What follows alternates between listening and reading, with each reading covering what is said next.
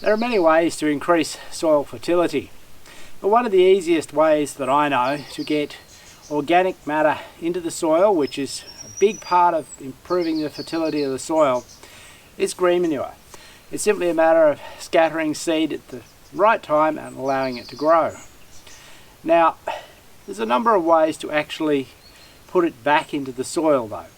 The most common method is to dig it back into the soil, and you'll see this on most gardening shows. They will say grow your green manure usually to around about 4 inches or so high and then dig it back to the soil. Well, I do that sometimes, but other times I prefer to put it on top of the soil.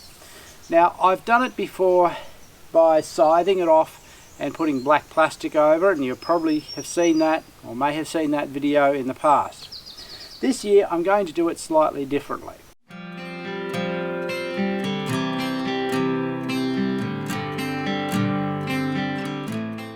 Now, this here is oats, and I planted it at the beginning of winter. It would be better if I had a legume amongst it, and I normally would. I just didn't have any legume seed at the time available, so I just used what I had, which was oats, and it's better than nothing. If you were digging it in, of course, you would have only allowed it to grow around about this height. I've allowed it to grow a lot higher because I'm not going to dig it in, I'm going to lay it on the top. So the first thing I'm doing is scything it off. Scything, of course, is an enjoyable activity and an easy way to lay it out, but if you didn't have a scythe, you could use a mower to do this, but a scythe is quiet and peaceful and relaxing to use. So having scythed it down, I've then used the pitchfork to spread the cut oats evenly as possible across the ground so that I get a nice even cover. And then I'm coming in with newspaper to basically to create a light block with that newspaper. The reason is, of course, that the roots of the oats would still grow, and if I just let the oats die naturally and dry out, it would still continue to regrow for some time.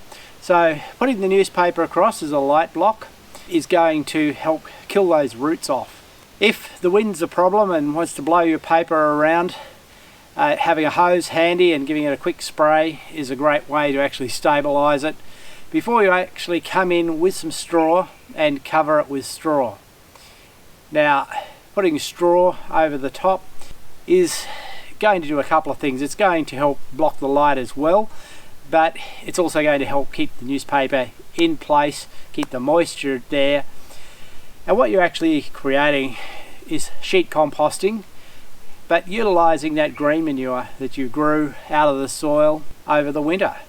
And so yes, it takes quite a bit of straw to cover this area and quite a bit of time and effort, but the result, I believe, is going to be really good and ideal really for the crop that I'm going to grow in this section this year, which is some pumpkins.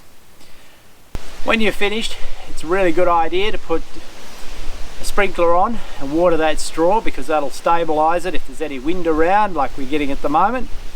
And look, we'll come back to this and visit it in 6 weeks time, which is when I will be ready to plant those pumpkins.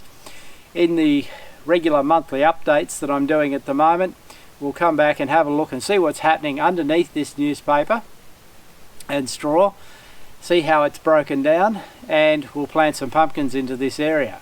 So there are many ways of improving the organic matter in the soil and improving its fertility. This is one of those many, and I think it's a reasonably easy way because it does utilize that green manure, and putting it onto the surface rather than burying it in the soil I think is a better idea. You have a lot more microbe activity in the surface of the soil than you do down deeper, and you're still maintaining the natural structure instead of digging it and turning it over.